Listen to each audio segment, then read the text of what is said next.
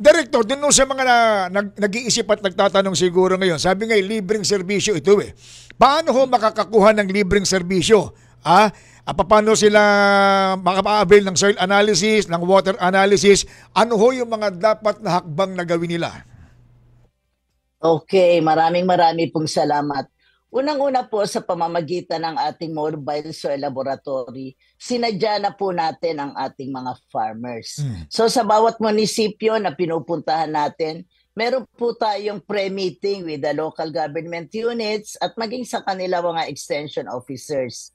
Ipinaalam po ng mga extension officers kung paano kumuha ng tamang sample ang ating mga farmer. Kaya pag sila tumungo sa ating mobile soil laboratory, bit-bit na nila ang kanilang soil samples. Ang kailangan lang nila at kailangan namin malaman ang kanilang pangalan, saan ba ang kanilang farm. Kung may coordinates po, mas maganda.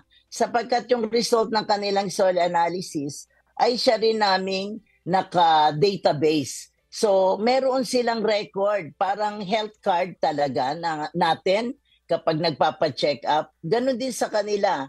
May soil health card po sila at yun po ang naglalaman ng mga informasyon na hinihingi namin sa kanila. Ito po ay libre, pati yung soil health card, para ma-monitor nila ang improvement sa kanilang soil health. BSMW po, BSMW, meron na kayong mga regional offices para madaling ma-access ka. Again na binabanggitin nyo, yung serbisyo sa mga lalawigan. Pero yung mga soil test kits, yan ho ba ipinamimigay pa rin para mismong masuri yung mga sakahan? Opo, lahat po yan ay pinamimigay natin ng libre. At hindi lamang tayo namimigay ng soil test kit. Ito po ay itinuturo rin natin kung paano ang paggamit. Kaya po kaakibat sa aming pagbibigay ng soil test kit, nagko-conduct kami ng training sa farmers kung paano gamitin ang soil test kit, kung paano i-interpret ang result, at kung ano ang tamang fertilizer at na dapat nilang ilagay sa kanilang mga lupa.